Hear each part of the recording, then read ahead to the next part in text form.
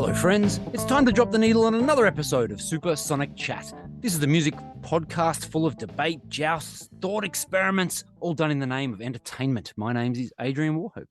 And I'm Leon Leroux. Adrian, as the keeper of the questions and the crafter of the conundrums in this glorious sonic speaking podcast, what colours have you loaded onto the palette in your head, ready to paint an excellent masterpiece of experience onto the canvases that are our listeners' ears, which are perched delicately on the easels, which are their headphones this week, my good friend? Listeners, special guest with us today. This episode is a wonderful chat that you will enjoy thoroughly because we did with our new friend of the podcast, Eran Thomson. Yes. Eran is one of those fascinating, super creative, very innovative guys. And get this. He has created Song Saga. This is something that takes the joy. It almost gamifies what Supersonic Chat Yes, exactly. is all What about. we do turned into a game. He takes the joy of music and the joy of songs and he turns it into a tabletop card game that is one of the absolute best ways you can spend time with friends or strangers or people you just met. We play a little bit in this chat. We find out about the background of the game. It was excellent. And get this, he's given us one copy of Song Saga to give away. So simply go to our Facebook page to enter the draw. You can also find a discount code if you just want to jump in and buy one, especially for Supersonic listeners. But other than that, we have an incredible chat. We have an awesome game of Song Saga. So let's get into it. Listeners, we're stoked to have great new friend of the podcast, Eran Thomson here. Eran, thanks so much for joining us. My pleasure, guys. Thanks for having me on. Really fun. Really excited to be here. Yeah, this is awesome. So, look, we love having creatives. We love having music people on our podcast. And we're going to play a game today, which you have created, which is fascinating. I'm looking forward to it. There it is. There it is, Song Saga. So before we dive in, we want to get to know you a bit. And the best shortcut to get to know anyone is to give them the hardest question in the whole world. Tell us your top 5 albums of all time. Yeah, impossible question for any music lover. But it's interesting to me that it's possibly a dated question as well, because if you think about the history of the way we bought music in the past versus the way we consume music now. First of all, people don't buy albums; they buy singles. I reckon, for anybody under 20, that'd be an even harder What's an question. album? Yeah. What's an album? Yeah. Or even what's a CD? Yeah. Right. So or going way back, cassettes. So yeah, it's a challenging question for me. I just kind of went with the first ones that popped into my head that I feel like Perfect are loaded with songs or memories that have meaning to me. And the first one was Stevie Wonder, "Songs in the Key of Life." Beautiful. And the second one was Purple Rain, Prince, "Purple Rain." Come on. Yeah. Yeah. I think for a while there was a question going around, like, what's the one album you would take with you to a desert island if you could only bring one? Yeah, the desert island disc thing. Yeah. And I think for me that was the Purple Rain was for a while one of them. Another one would be Paul's Boutique, Beastie Boys. Yeah, nice. Oh yeah, I love it. That's probably I reckon their best album. Yeah, classic. Stevie Wonder, Beastie Boys, Stevie Wonder. Maybe Combat Rock, The Clash. Oh, excellent. We just did some Clash. We just did a little Clash episode recently. Last episode, yeah. Very good. Oh, right on. I haven't listened to that one yet. Okay. That's funny. Yeah, cool. Yeah. It just came out. I feel like there should be some jazz in this answer, but there's just too much great jazz to kind of pick one. And the artist that I find is in constant heavy rotation when I don't know what to listen to is J.J. Cale and the albums Naturally. I don't know that album. I know J.J. Cale. Brilliant. Really, really cool. That's a great Sunday morning. Wow, great answer. Listen. Yep. Nice variety too. I think was that 5? That was 5. Well done. Okay, good. And I like the fact you picked up immediately on that. You just got to go with what comes into your head. You can't overthink that stuff. It's just got to be a gut reaction. No. Hey, listen, Eran, you've created a game, a card game, a tabletop card game that involved music. It's called Song Saga, and we're going to dive in and have some real fun with it. But first of all, how the hell do you come up with why do you make a game? Tell us the story. Why did you Yeah. make this game? And not just have the idea, but have the guts to put it into a box and put it up for sale. Tell us the story. Okay. Yeah. So the origin story of Song Saga, I guess it begins with, well, let me start this way. So, I think it's like almost 20 years ago now. Steve Jobs came out on stage with the very first iPod. He held it up and went, 20,000 songs in your pocket. Yep. And everybody kind of lost their minds, right? They're like, what? I don't even, what would I possibly do with 20,000 songs? That's all the music I will ever need. This is fantastic. And the iPod became a part of our lives up until, I think, earlier this year. It was finally canceled as a product. Yeah. So when that was an amazing moment in history and in the history of technology and music.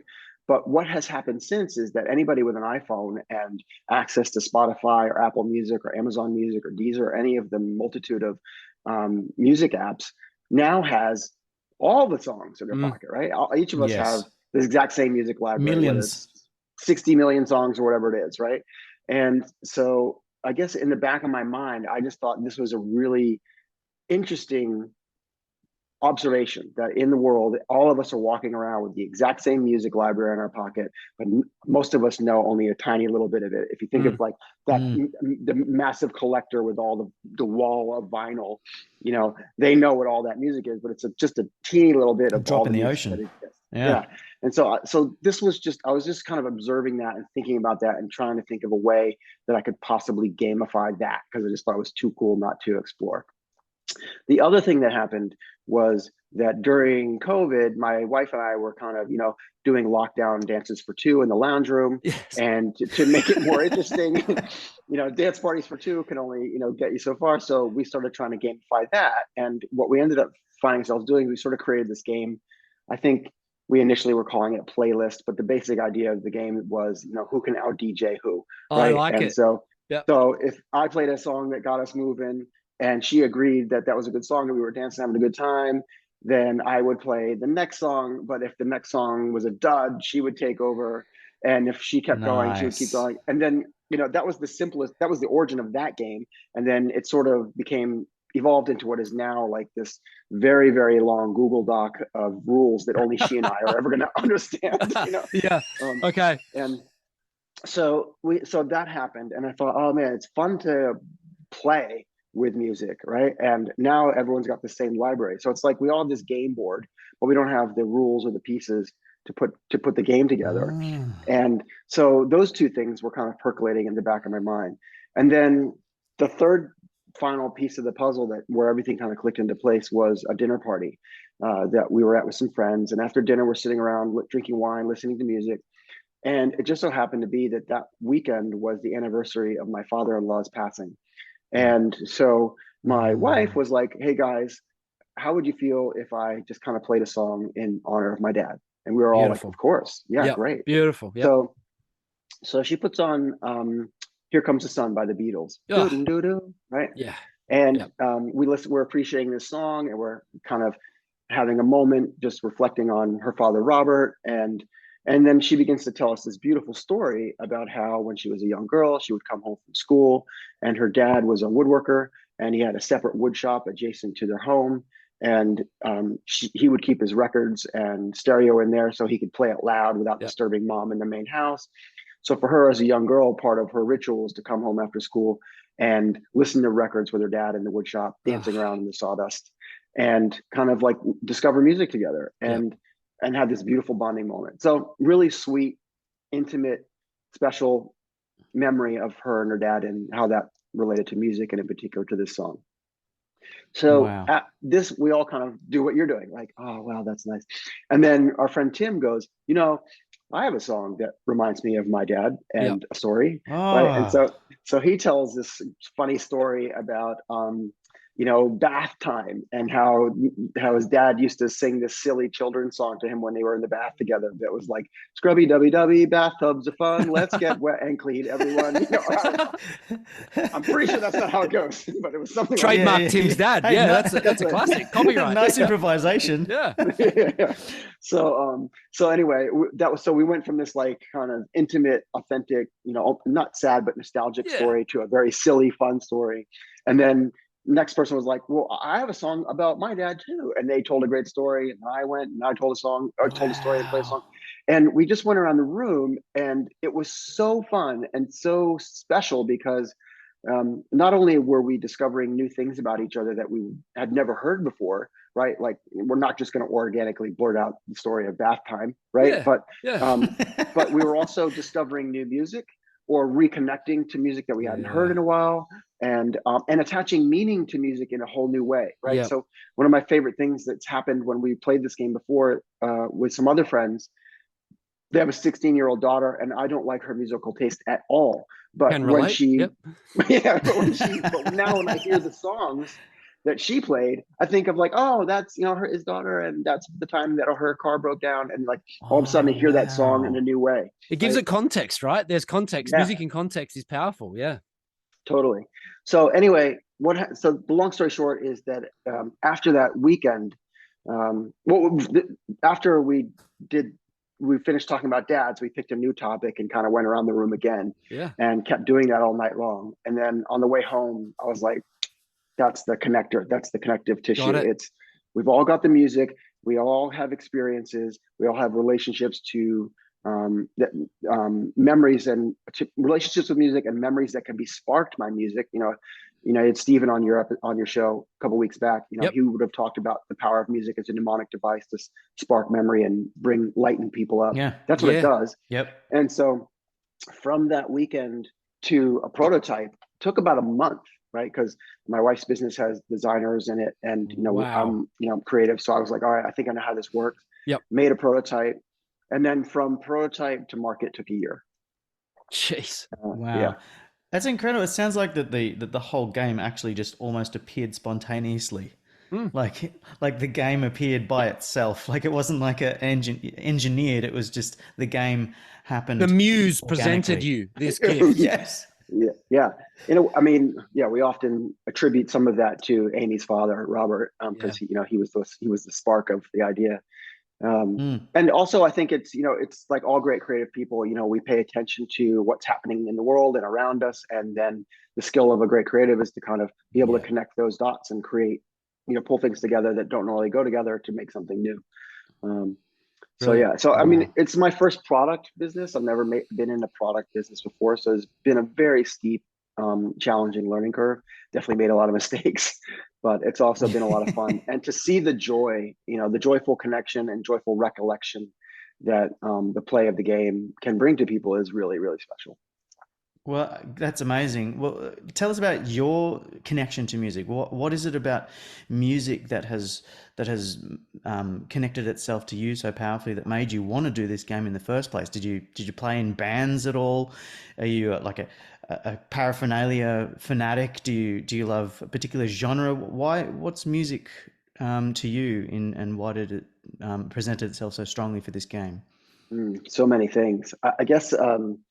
I mean, my musical journey began probably pretty early because my father is a musician, and so I grew up listening to him play music and then listening to the music that he listened to, and so I think because of that, I've always been. It's just always felt like a natural part of life, and there was always a insatiable desire to discover more and learn more and hear more. And I've had many different relationships with many different genres throughout my life. I Yeah, went through, I think all you good know, music lovers are like that.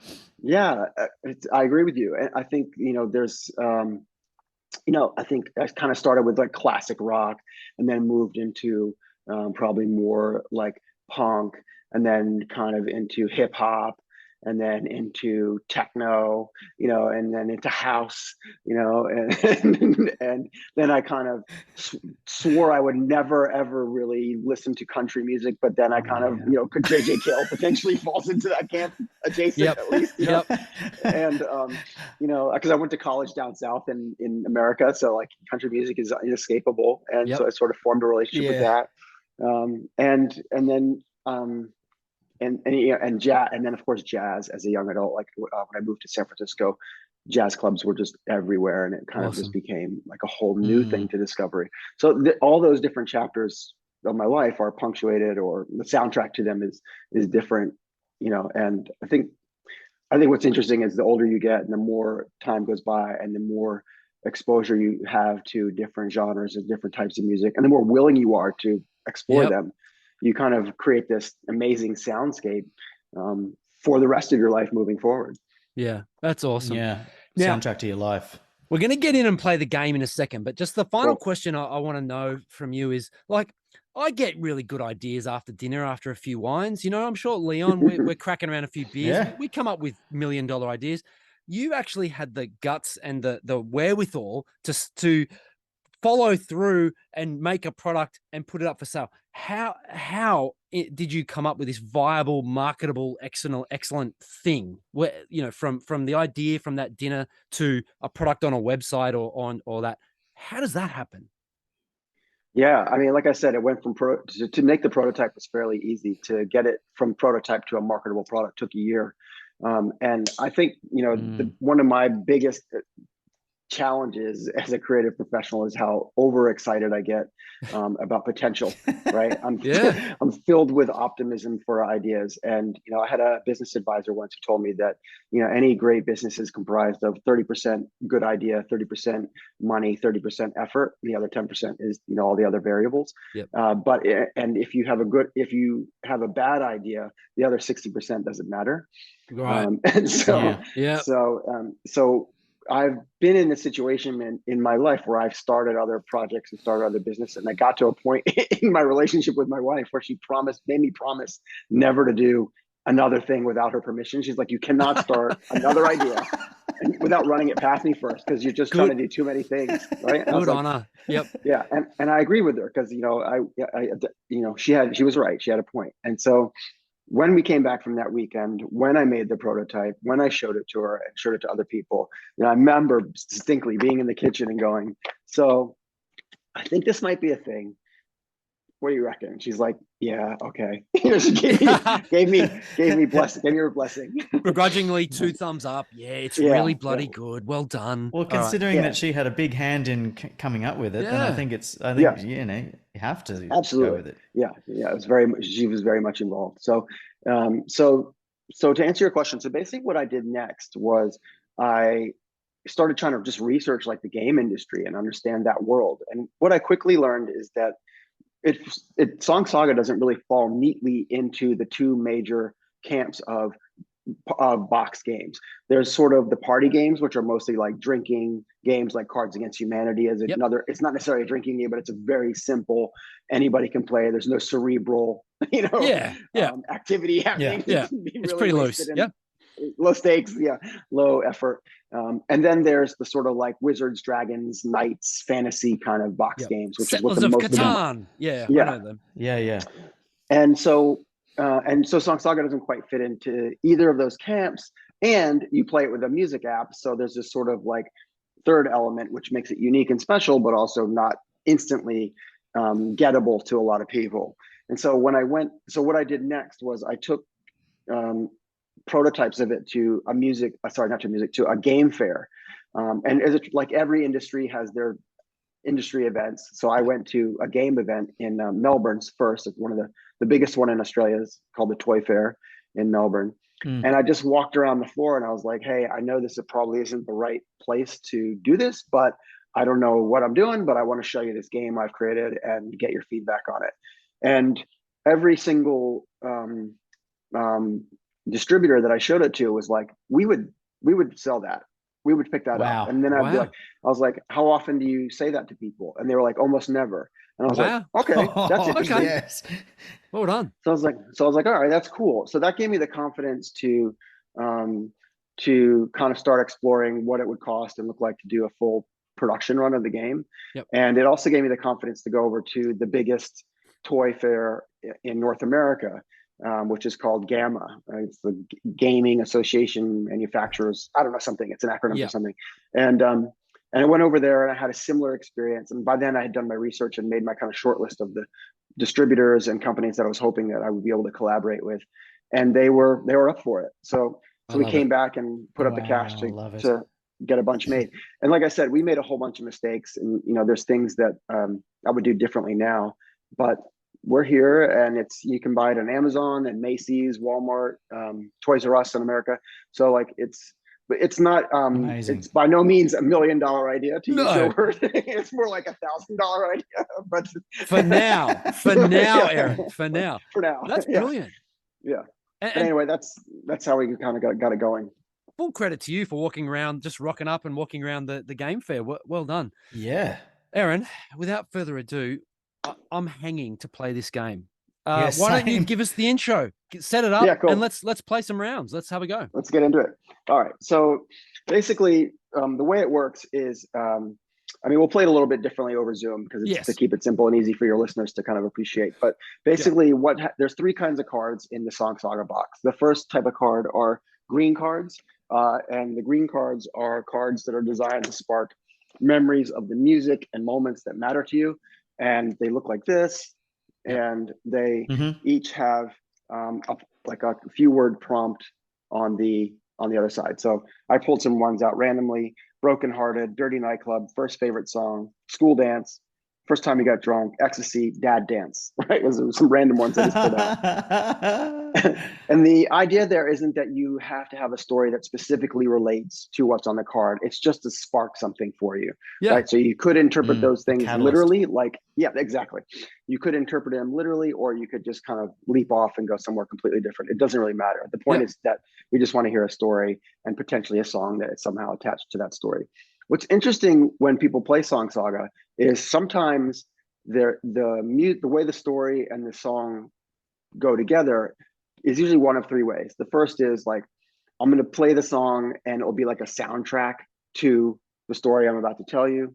Sometimes it's a punchline. So I'm going to tell you this story and then be like, at the end, be like, this was the song. Got it. Right? Oh, right? Cool. And then the third is like, I'm going to play you this song. And then after we've heard part of it or all of it, I'm going to tell you why it's important and special to me, right? Yeah. So there's a couple different ways forward there. I just dropped the box, so that's fun. Okay, so those are the green cards. Then if as we're playing, like at the end of the round, we decide, oh man, Leon's set, right? We call a song and a story together a set. We go, oh, Leon's set was the best by unanimous vote, and he would get a gold card, right? Okay. Sorry. I was going to ask about. Sorry, he would get a blue card, right? And the blue card is the You Rock card. The You Rock card. Yes. Yeah. So nice. that's a scoring mechanism, right? Okay.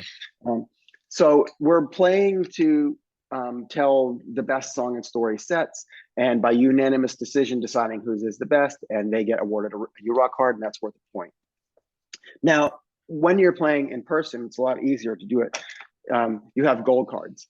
And the gold cards are based on things that have happened at the MTV Music Awards or the Grammys, or just things that we know about famous musicians in general, right? And when you're dealing the cards at home, everybody gets a few of these. And the fun part about these is anybody can give a gold card to anyone at any time for any reason, right? And so that's a way to try and get points. So maybe you didn't tell the best story, or people didn't like your set, but you can still try and get gold cards to win. And again, randomly, some gold cards here are the Motley Crue Award for the person who could stay up all night long and keep playing forever. You'll appreciate this one, I think. The Vanilla Ice Award for the story that should never have been told. Oh, yes. The Beethoven Award for the song or story that makes you wish you were deaf. He went deaf at the end of his career. The Rolling Stones Award for the most legendary story. Yeah. Nice. You get it. Beyonce Award for the best dance moves. If you play a song, gets people dancing. So these are on hand to be awarded by people as you play when you're playing at home. So that's the basic. I've got a tricky question. What about if someone just makes up a story? They just lie to get the best story. I'm so glad you asked. So there is, in the rule book, there are some more complicated rules above and beyond what I've just shared with you. And one of them is the bullshit rule. Oh, right? yeah. And the bullshit. So if you want to put the bullshit rule in play, I'm down. But you just have to let everyone know ahead of time. So the way the bullshit rule works is if I can't think of a story, or I just feel like I want to make one up, I can do that. And if anyone else calls bullshit, then you lose a point. Right? I like it. Yeah. But if you bullshit everybody and after the round nobody calls you out on it, you have two choices. The first is you can say nothing and get the props for what hopefully is an amazing story about yourself that you just told and you want everyone to believe. Or you can go, that was bullshit, and then you get an extra point. Got it. Oh, right. But it's risky, right? Because you might lose one. Yeah. Yeah. Yes. So yes. So we can put a bullshit rule in effect if you want. I like the no bullshit. I like. Yeah. So do I. Yeah. I like the. I just want to hear some stories. Honest. And yeah. Totally. Yeah. Like I've known Leon for 20, 25 years, and I know that there's probably stories that will come out, and I'll be like, dude, I never knew that about you. Like that's awesome. Yeah. Totally. Yeah. You're the very first time I played the prototype. I took the game away to a boys ski weekend, and I didn't tell anyone that I'd made the game. I just put the game on the bench in front of the fireplace, and eventually, because I just want to see what happened. Yeah, good. It was like my first cool market experiment. Yeah, it was my very first kind of market test, and eventually one of the guys picked it up, and they were like, "Oh, what's this? Hey, this looks cool. We should play this." And already I was like, "Yes, I won! Yes, this is awesome." Yeah. I was the dude who introduced everyone on that trip to Cards Against Humanity. So every year they're like, "Dude, you have to bring cards," and I was like, "Okay." And so when that moment happened, the guys were like, "Okay, fine. We'll play Song Saga or whatever that is for a minute, but then we're going to play Cards Against Humanity." And everyone's like, "Okay, cool." We ended up playing all night long. And I was just the whole time I'm texting my wife going, "You're not going to believe this. It's working." Yeah. They're dancing on the furniture right now. They're playing air guitar. It's fucking crazy. Wow. Wow. And then at the end of the night, I was like, "Guys, guess what?" And they're like, "What?" I'm like, "You're the first people in the world to play this game." And they were like, "Yes." Yeah.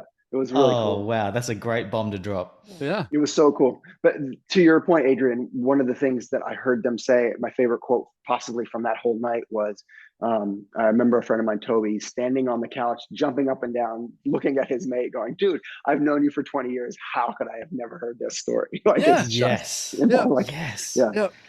So amazing. So it's pretty cool how it can bring stuff out of you that you just wouldn't otherwise share. Another favorite quote is a woman told us recently that she learned more about her husband in one night of playing Song Saga than in all the years they've been married. And I was just like, whoa. That's heavy, man. Your relationship's either in big trouble or my game is awesome. Yeah. Hopefully the second. Let's assume the latter. Yeah. All right, let's jump in and play the game. We're going to play this super solo version where Eran's going to pull one card and we're all going to tell a story based on that one card. An abridged version. Let's see how we go. What card have we got, Eran? A dirty nightclub. A dirty nightclub. All right. Is your show PG or what's the rating on this show? There's no rating, but okay. Let's have some fun. Yeah. All right. Yeah. How dirty is this nightclub? Is I guess the question. I've got a story. How do we work out who goes first? If you're ready to go for it. In the rule book, I think it says something like the person with the coolest hair or the biggest wallet goes first. But yeah. All right. I can jump in. I'll jump in and kick this one off. The song is key to this. The song is key. The song is "Whip It" by Devo. Yes. Right. Correct that whip. Give the pass a slap. Step on a grip. Break your mama's back. The story goes like this. I used to work for a big soft drink company, and we're away up north on the Central Coast at Port Macquarie for the sales leaders were there, and we were there to do some work, project, go there and set up shops and do displays and all that kind of stuff. And of course, at night, we had some dinner and we thought, let's kick on a bit, boys. Let's go. So in Port Macquarie on a Wednesday night or something, we walked into this dirty nightclub and we were having fun, there's, dancing and whatnot. And then suddenly a karaoke competition starts up, doesn't it? Karaoke in the dirty nightclub. And of course, This guy goes, I'm not a bump and grind, get on the dance floor, show you my dance moves kind of. For those listeners, Adrian pointed at himself. For those listeners, Adrian just pointed at himself when he said "this guy." This guy just starts going, Now we're talking. And so, like, I have a couple of go-to karaoke songs, and Whip It by Devo is one of them. Now, this is a local scene. So there's people there who have come along to win the prize money, which I think was $100 bar tab. Second was 50, that kind of thing. All my work colleagues are there, like guys that I kind of knew and known for a little while. Some I'd known better than others. And of course, I put my name down and I go up and I sing Whip It by Devo. Now, here's the thing. Here's the key. Not only do I sing, but because I'm not a great singer, but when I sing, I love to perform. And there's dance moves. There's Whip It dance moves that I do. So I'm going to try and stand up and do some dance moves. But I do a bit of crack that whip, full 80s. Clicking the fingers. Clicking the fingers. Yeah, very 80s. Bit of finger guns. Pointing the fingers. I love it. Crack that whip. A bit of like whipping the crowd. You know, there's a lot of dancing, like full 80s dancing. Yeah. And I'm a bad dancer. Anyway, long story short, I'm having the time of my life. I'm whipping the crowd. I'm finger gunning the crowd, and I win the karaoke competition. Yes! And my mates are like, "Come on, $100 bar tab!" And hell yes, that's amazing. That's my dirty nightclub / karaoke Devo Whip It story. Those poor Port Macquarians, they were all coming there to win their prize, and you stole it out from under them. Screw you, locals! You don't know karaoke. I like it. That's so great. All right, so I'm going to bust out with mine. Yeah. Sorry. I said, have I heard that one? No. Yeah. Okay, there you go. Never in my life. And Adrian's gonna never have heard this one either. I love it. Okay. So I had this good friend at art school, and she was telling me about this other friend of hers, and she was just like, wow, this girl is so beautiful. She's amazing. She's incredible. And we went to a party of hers, and this friend of mine couldn't stop talking about how great this person was. And so I met her, and I was like, yeah, this person's quite interesting. She's tall, she's dark, and she got sick of her own party and wanted to go out to a club, and she was searching around for somebody to go, and I might get to know this person well. Spoiler alert, nothing happened. Like, I wasn't interested in kind of romance or anything like that. I was just kind of like, yes, I am interested in knowing more about why my good friend thinks this person's so incredible and mysterious and wonderful. So I went to clubbing. It was just me and her. Wait, she bailed from her own party to go to a club? Yes. Love it? Yes. Yeah, she got sick. That already says something about her character, which I like. Yes, she's a really interesting person, and I did make friends with her eventually, and just got to know her a bit better. But I went along to this weird goth nightclub with her, and it was a dirty, basement kind of nightclub. And she tended to dress quite dark clothing. At the time, I used to dress in the opposite. I used to dress in the most brightest, clashing, deliberately offensive colors you could possibly have. Like I'd have art student, bright red. Yeah. It was just, and mismatching clothing too.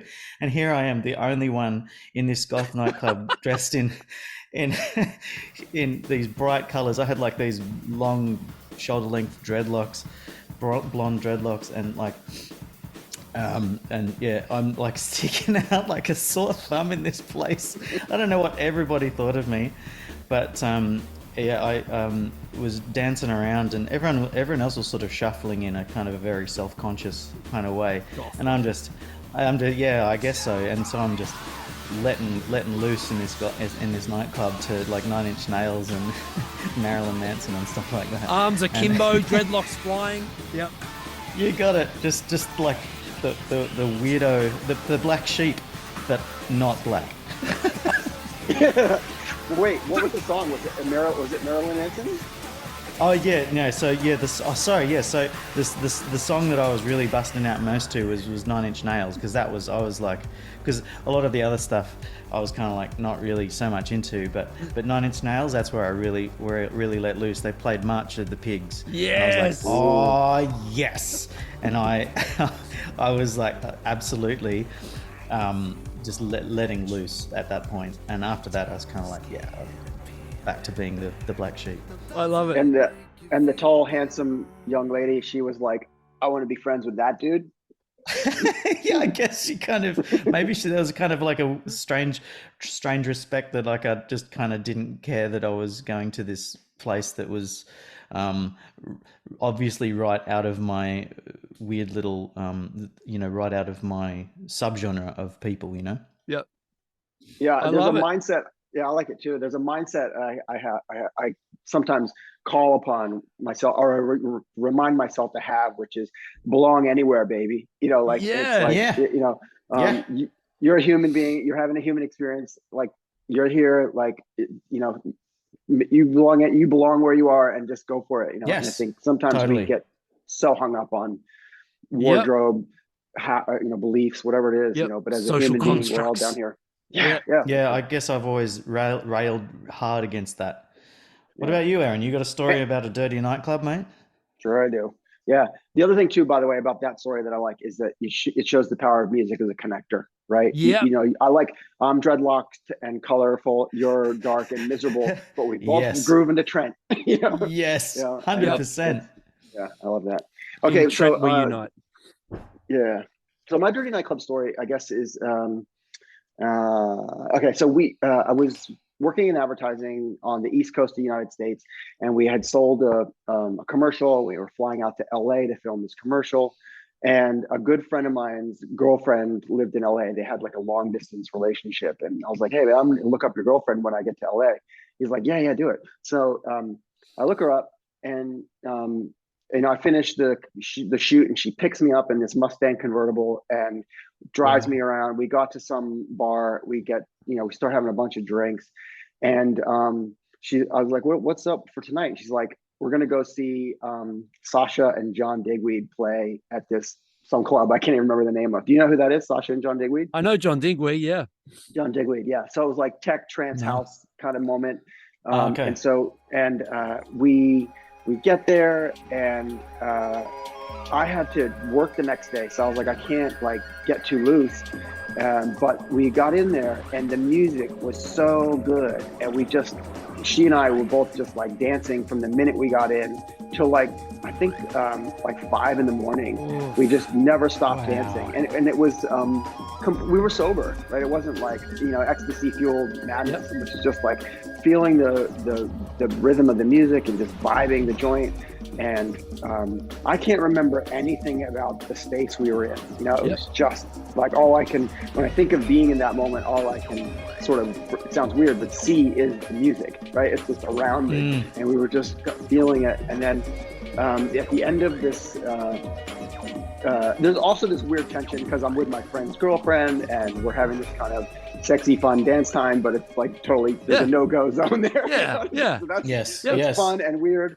And then we shut the place down and we drive in her car out to Pacific Highway to the beach as the sun comes up, and we get donuts, and we're eating donuts in her car watching the sunrise. Man. And then she drops me off at the set, and I have to go to work the next day. Start my work day. That would have been a tough day. Oh, it was brutal. It was so worth it. And I think Yeah. the song, bet. I mean, Yeah. Sasha and John Digweed obviously have a lot of their own tracks, but the one that I think I remember the name of is Future Sound of London's Cascade, I think is the track. Yeah, okay.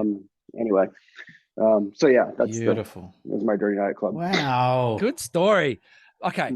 If in the game you then have if- to award a You Rock card, I'm going to give it to Leon because I haven't heard that No story. way. And knowing Leon from back in the day, I'm like, I can picture that vividly of Yes. 20-year-old Leon, dreadlocks and colorful clothing in a goth nightclub, just going sick to March of the Pig. So you get my You Rock card. But I was gonna say your story had a crescendo of winning the competition. That was a highlight for me. I don't know. Yeah. How do you resolve things like where each person wants to give it to the other?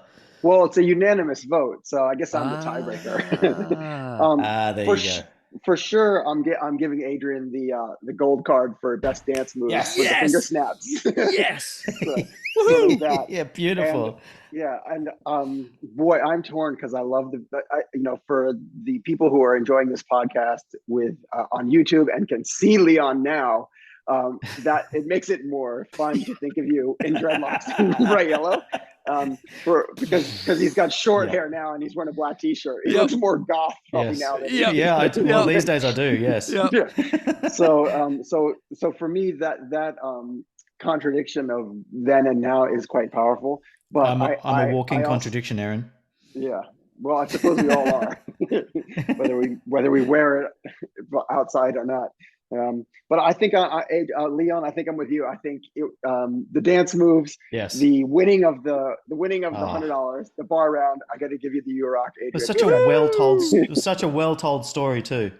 It was, yeah.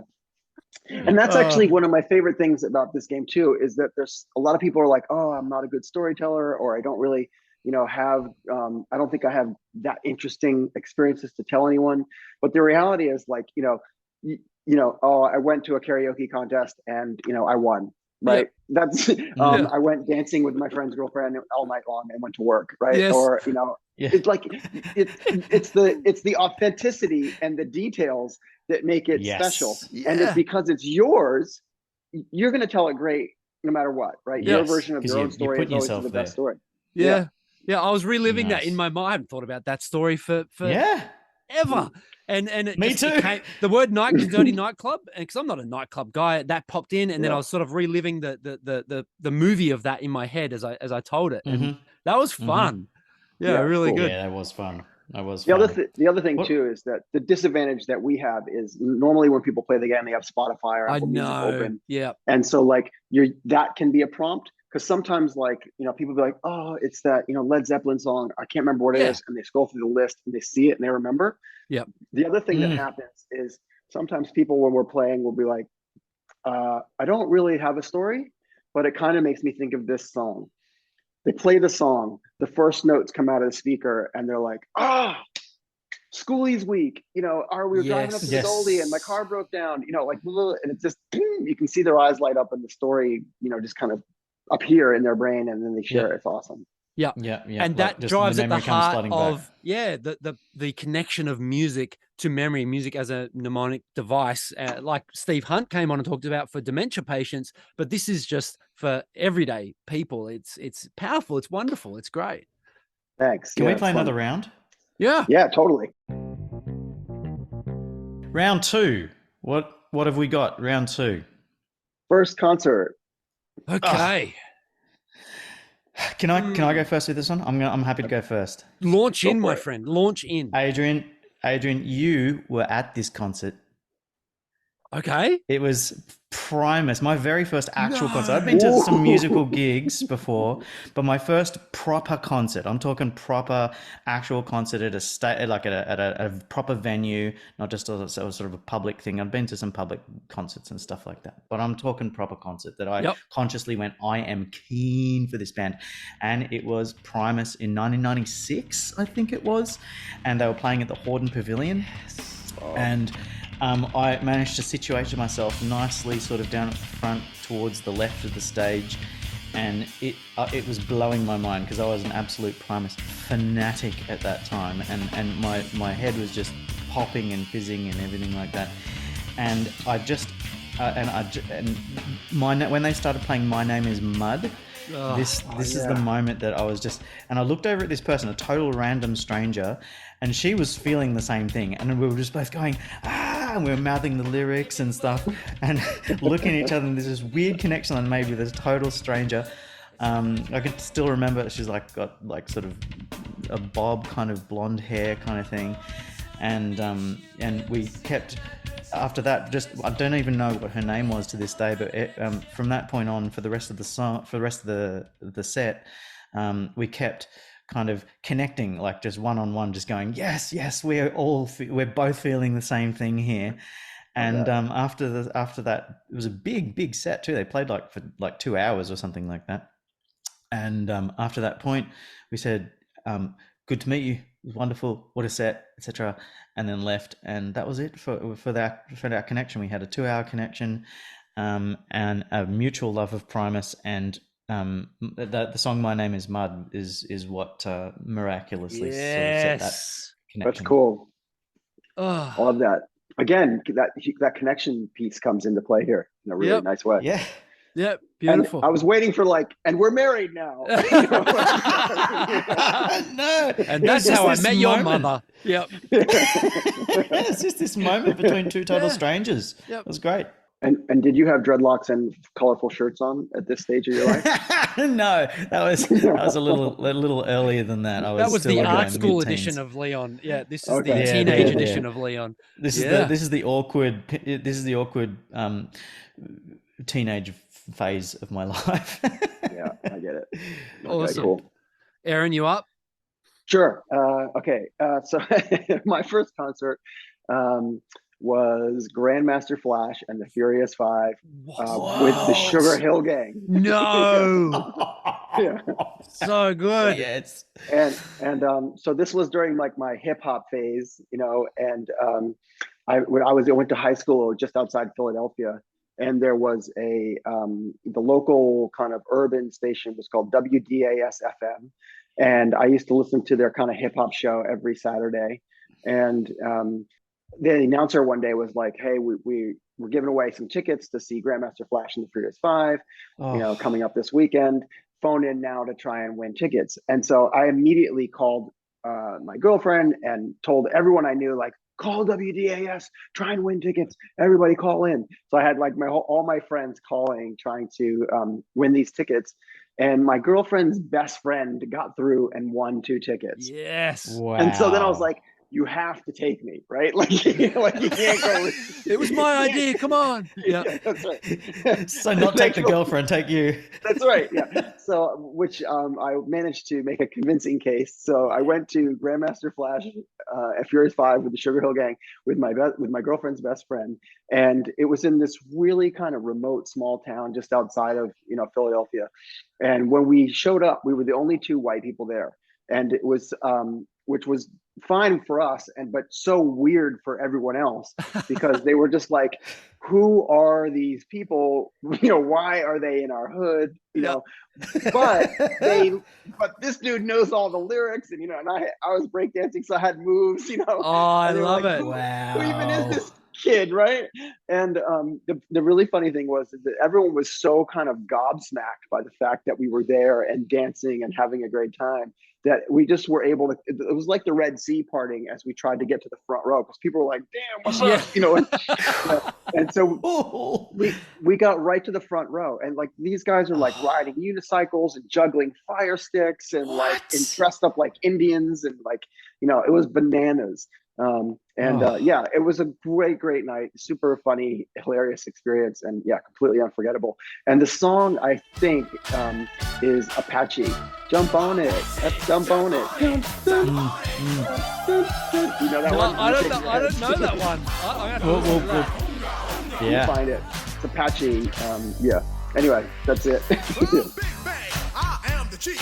I got a lot of rap, but I'll be brief. I never need a horse, I like the chill. So I drive up in my new Seville. My tribe went down in the Hall of Fame, cause I'm the one who shot Jesse James. Pound for pound, I will never break down. Big bang. No, sir, I don't mess around. Great story. I love it. Very cool. Love it. You're up, Adrian. I love it. My first. So this is my first concert. Without parents. Without. This is kind of like I'm free. I'm transitioning from child to adult. So I'm in year 9 or 10 at high school. So I'm 15 or 16, and my mate and I and some others decide we're going to get tickets to go and see Pantera. Yes. Pantera. This is the concert that I was in Queensland for, and I missed. Yes, yeah, correct. So mutual friends of ours came, and some of my school friends. Now, I lived an hour and a half way up on the Central Coast, and the gig was at the Sydney Entertainment Centre. So we had to get the train down on our own. We had to go to the big city, and But do you remember when you're a teenager and some music felt more dangerous than others? Like Sepultura felt dangerous. Like for me, Pantera felt dangerous. Like this is like, heavy music. So I asked my mate, can I borrow your Metallica t-shirt? So I could dress in the uniform. Unlike Leon at the golf club, I dressed in uniform. So wore my black Metallica t-shirt to sort of fit in. And we got the train down and we went to the entertainment center. The song, that I remember, there's a couple, but the song that I remember is Cowboys from Hell. Pantera. Yes. Yes. I remember sitting in Chinatown before the gig, just getting some food and just seeing heaps of other people in black clothes, just feeling part of the gang, but feeling like it was sort of some big moment. The other interesting thing to note about the concert was that the openers were Silverchair and Powderfinger, who were the most non-metal bands. And I remember the crowd booing them. The other thing I remember about the gig, we were up in the stand, so I wasn't down in the mosh. It was awesome. It was loud. It was crazy. The lead singer, Phil Anselmo, wheeled out a tray full of cups of beer. I don't know how this was, what he was thinking, but decided to throw cups of beer into the audience. Like, I think in his mind, people would catch a perfectly filled cup of beer and then drink the beer. But of course, it was just spray and plastic cups going out into the crowd. Cowboys from Hell, Pantera. That's my first concert. That's a great memory. That's a good one. Well, I got to say, I want to award the next one to Eran. I That was a agree. great story. I agree. Eran gets the U Rock card straight to you, Thanks, sir. gents. Yeah. 100%. Yeah, that was- Because that is an epic story that where music can transcend any kind of social barriers whatsoever. Plus, Yeah, right. here's the weird thing: the first story was about the girlfriend of a best friend, and the next one was about the friend of a girlfriend. A weird theme emerging here. Yeah. Awesome. No, really good. Yeah, super fun. Yeah. Okay. Well, Wow. thanks for the U Rock card. Appreciate it. So round 3, we'll mix it up a little bit. Let's all do an individual card. So pull them out. We've pulled them out. Leon, your topic is Cigarettes, I think. wasn't it? Cigarettes. cigarettes. Great. Cigarettes. Yep. Yep. My topic will be mischief, and Mischief. Aaron's topic will be Slam dance. slam dance. Slam dance. Okay. Cool. So I think Aaron needs to go first on this one if you want to. Yeah, I think so. Okay, my card is slam dance. And this was there's a band called the Bad Brains. Does I know anybody know the Bad Bad Brains. Brains? Oh yeah. Yeah. Yeah. So I had a roommate that was like fully into Bad Brains and just played them constantly. And at first I was like a little aggressive, but then I kind of got into it and really, had a moment where I was listening to all kinds of that type of music. And the Bad Brains randomly showed up in our small college town at this little place called the Cat's Oh Cradle. wow. Wow. And it was one of those things where I guess, they obviously knew they were coming, but we didn't know for sure that they were coming. And it wasn't like it was announced or there were posters all over town. It was just like one day my roommate came home and was like, dude, the Bad Brains are playing tonight. We're going. I was like, all right. Yeah. Wow. And so we get to the Cat's Cradle, and it's it's the size of a closet. This place, it's really tiny, and it's packed, and the entire place is just a giant mosh pit, and we just go in there and just get completely loose, right? Every song nonstop. There was no choice, right? You know how like sometimes you go to a concert, there'll be a mosh pit and there'll be the people on the side kind of observing, those maniacs. Mm-hmm. This wasn't like that. It was like a box filled with maniacs who were just like bouncing off the walls. And Yeah. down the concrete. All or nothing. Yeah. Yeah, that's it. You're either in it or you're not in it. There was there was binary. Yes. And so If you don't want to be in remember- it, you got to leave. yeah. Yeah. And when we got there, we were not very late, but they had started. So we walked in, and it's like you kind of go through the curtain and you go in, and it's like, whoa! Yeah. Into the vortex. Yeah. 0 to 100. Yeah. Yeah, and I feel like in college, there's that what I remember about that night mostly, besides how fun it was, just to be so physical, without kind of you don't get many chances to behave that way and use your body that way without worried of being arrested or hurting someone. Punched out. Yeah. And so, at a time in college where, most young men have some level of angst, to go in there and just let loose was really, really kind of fun and amazing and very memorable. So Bad Brains is the band, and the song is Eye Against Eye. Awesome. I love it. Wow. Okay. All right. Shall I jump Adrian, in? you up? Yeah. My jump in. my prompt was mischief. And the first thing that came to mind was a university story. I used to live up in Newcastle for uni. and I had no money. After rent, there was like, not much money at all to rub together. But of course, every great band comes through town, at a university town. And I remember Faith No More was coming through on their King for a Day, Fool for a Lifetime tour. And we all wanted to go, but it was expensive. Now, it just so happened that one of the guys that lived up the street was an industrial design student. So he was learning to do, amongst other things, lino tile design and etching. So we come up with this plan that we used to great effect. Unfortunately for the tour, promoter, we would all chip in. 10, 15 of us would chip in a couple bucks each for one ticket. We would get one mate to go in, pay, show the ticket, go into, it was at the Newcastle Workers Club, go in. And then, of course, when you come out, you get stamped. So he would get the stamp. Say, yep, you can get a pass out. He would then come out to the car park and show the stamp. We'd be in this van and our mates are shining the torch on his, on his wrist to look at the stamp. And my mate's there with a lino tile, which is like a rubber sort of tile. He looks at the design. He hand draws the design on this lino tile. He gets his etching tools out and he etches out and makes a stamp in about 10 or 15 minutes, like just makes the stamp. He's got little scoopy tools. He's scooping out the bit. He makes a stamp.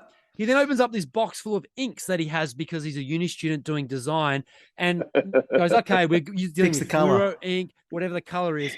And then he gets the ink, the newly etched lino tile, and then we all line up and go stamp, stamp, stamp, stamp, stamp. And not all at once, but we go in groups. We just kind of, walk straight through, flash our hand at the bouncer.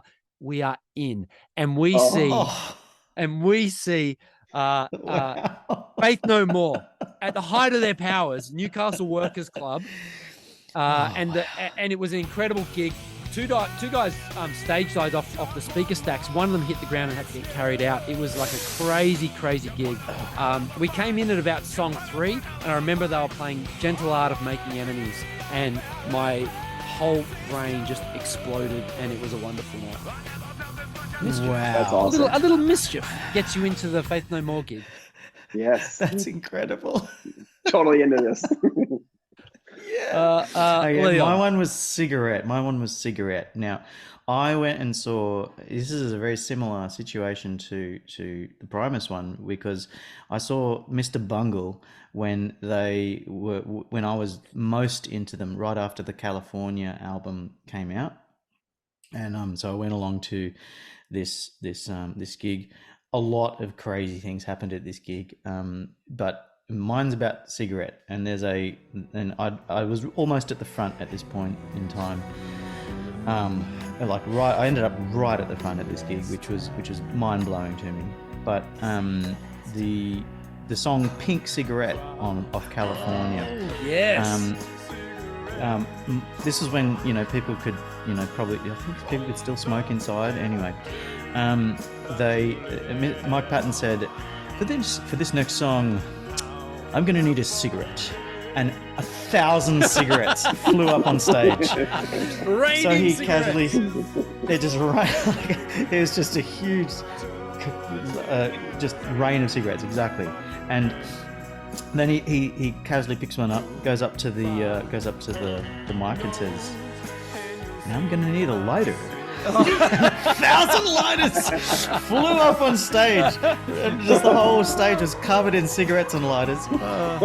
So he, as soon as the song starts, he lights the cigarette up, and he's like smoking the cigarette as the song is playing, and he sort of gets to a point in the song where it's an instrumental sort of part of it, and he's finished the cigarette at this point. He stubs the cigarette out onto his tongue. He gets the butt, puts it in his mouth, and swallows it, and then finishes the song.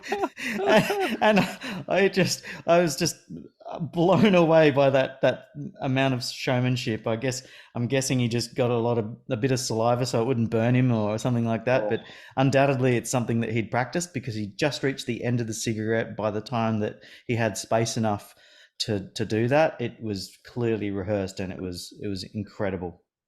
Classic. Wonder how many Yeah, I wonder how many times he done that. Like his guts must just be Yes. like End of a long Yes. tour. He's just pooping Yeah. out Oh. cigarette filters, butts. Yeah, it's crazy. oh, horrible. Horrible. Yeah, it was dirty and amazing. Good, Yeah. good story. I award my You Rock card to Leon for his regaling us with the Mike Patton eating a cigarette during the song Pink Cigarette. And I was picturing Yes. Braveheart, war battle-esque flights of arrows coming across, but they were cigarettes and lighters. Yeah. Yeah. I'm gonna agree with you, Adrian. I'm gonna give it to Leon, Wow. the Euro card. Thank you. But I'm also gonna throw a funniest story card at you, Adrian, for the mischief Yes. you got up to. It's so good. So Yeah, Thank you. that was pretty spectacular, gotta say. Yeah. really funny. Really funny. Awesome. No, thanks so much for playing, guys. That was really great. That was great. Oh, thanks so much. Song Saga, what a game. Like, we just met you and I already feel a bond and a connection. And I'm hearing stories Yeah. about Leon, my mate of 25 years, stories that I've never heard before. Brilliant. Really, really good. So a couple of thoughts just as we wrap up. It's not really about who wins, right? Like, it's just a whole bunch of fun, like Cards Against Humanity, but like this is even better with music. Is that how you find the vibe is when people play, Eran? Absolutely. Yeah. It's really, I mean, it's funny when I was testing the game at the beginning of the show, when I was telling you about kind of when I went to those fairs and was showing it to people and kind of market testing the play of the game. One of the interesting cultural things that happened was in Australia, everyone was like, "Oh, that sounds really fun. How do we play?" And I was like, "Oh, you play like this." And then I took it to America and everyone's like, "Oh, that sounds really fun. How do I win?" And I was like, "Oh, really?" Yeah. I was like, "Okay, I want to that's win. interesting." A Yeah. cultural difference. Very interesting. Very much so. Yeah. But one of the things that everyone who plays very quickly realizes, just like you did, Adrian, is that, the game really isn't about winning at the end of the day. It's, it's about that. It's about discovering new things and having a laugh and sharing those stories that and the music that connects us. Right. And I think, that's for me is, why I've continued to pursue the idea and try and bring it to the world in a meaningful way. Well, Eran, we thank you so much for joining us today. That was a whole lot of fun. The game is a blast. It's obviously working. It's connecting. It's ticking the box. You've got some, through some alchemy, you've created some gold right there. It's brilliant. How can people find out more about Song Saga? Yeah, I mean, the easiest place to learn everything about the game is song-saga.com. If you just Google Song Saga, it'll be the first thing that comes up. You can buy the game off our website. You can buy it off Amazon if that's where you'd rather spend your money. And yeah, it's out there. Eran, we wish you all the very best. We're cheering you on from the sidelines. We will be involved and let us know how we can help. All the very best. And thanks so much for coming on to play Song Saga with us. Thanks, boys. Appreciate the opportunity. It's been great to get to know you a little bit. Oh, man, I am still buzzing. That was awesome. Amazing. It's so cool. So good. There is no better way to spend time. We just met Eran, and now I feel like he's a new friend. Yeah, we bonded totally. over music. I know about his life. And Leon, I learned things about you that I've never heard We've before. known and each we've other been for mates 25 years or something like that. And we've never heard either of those stories that we told each other. It was awesome. Like I said, I'm still buzzing. So listeners, I hope you enjoyed that Song Saga. You can go to song-saga.com. You can just Google it, go and find it. It's on all the places you can buy stuff. Just get into it. Go to our Facebook page. If you want to try and win a copy, there's a discount code there if you want to buy one. But other than that, I hope you enjoyed Eran Thomson and I hope you enjoyed Song Saga. Don't forget to hit us up on our socials. Facebook, Instagram, and Twitter. Send us an email, supersonicchat@gmail.com. And dear listener, if you have a second to tell a friend about this podcast, please spread the word and even have a bit of a musical chat like we did today about a song story. Reviews also help spread the word automatically by letting the algorithm know it's a show to recommend. Thank you, listeners. I hope you enjoyed that chat with Eran Thomson and Song Saga. We look forward to your company next time on Super Sonic Chat.